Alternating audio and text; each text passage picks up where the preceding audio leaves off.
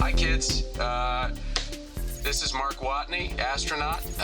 We're about 6 hours before our launch here on the Hermes, and I've been asked by the good folks at NASA to introduce you to some of our crewmates here. I play a guy named Mark Watney. He's an astronaut. He's a botanist, actually. That's his specialty, and he's one of 5 people on this Ares mission to Mars who are conducting research and experiments. This takes place in the very near future. They're going to spend about a little over a month there and try to learn more about Mars as a potential colony someday. So he's there with his team, and this freak weather event occurs, and they all get separated. He gets impaled by the antenna, the communications antenna, rips off and sticks into him, but it tears through his biomonitor. So all of his teammates are seeing that he's got no signs of life. They have reason to believe that he's dead. They have to get out right away, or else the MAV that they're going to take off and is going to tip. And so they basically call the mission, they scrub the mission and leave. They think their dead comrade on Mars, only to find out later that he actually survived. During the evacuation, astronaut Mark Watney was killed. Teddy, he's got an astronaut who's stranded on Mars. He's got 5 of them coming home. Do you risk losing 6, or do you save 5?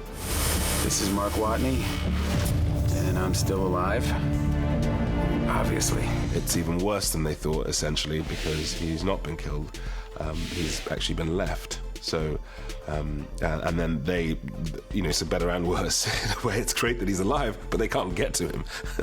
And so the difficulty is trying to keep him alive for long enough to get back to Mars and to get him home. Houston, be advised. We've got a video message. It's directed to the whole crew. Play it.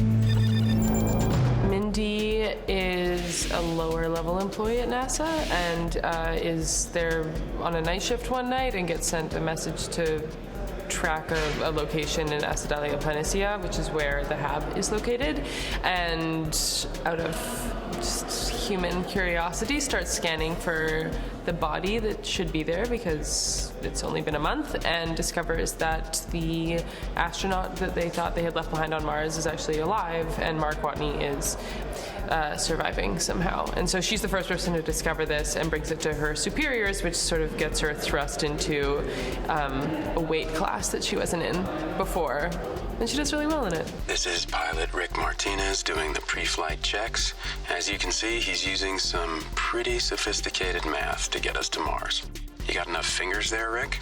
Just balancing my checkbook. It really hits you at like how serious something like this is, and we were talking before, but like every station, like this guy has a flight plan, she has all the numbers of the ship, and I'm actually operating the ship, and then I have a commander, and then there's 2 other people here helping out. So all that for one vessel. So, and you get to see that a lot of it is life and death. I'm Beth Johansson, the computer expert. That's it. I'm psyched about going to Mars. I think that the same reason a lot of us have a fear of the unknown, there's also an excitement of the unknown. I mean, that's certainly one of the reasons I get excited about films that takes place in space. Woo! EP's movie coverage is brought to you by Nintendo, makers of Splatoon for the Wii U.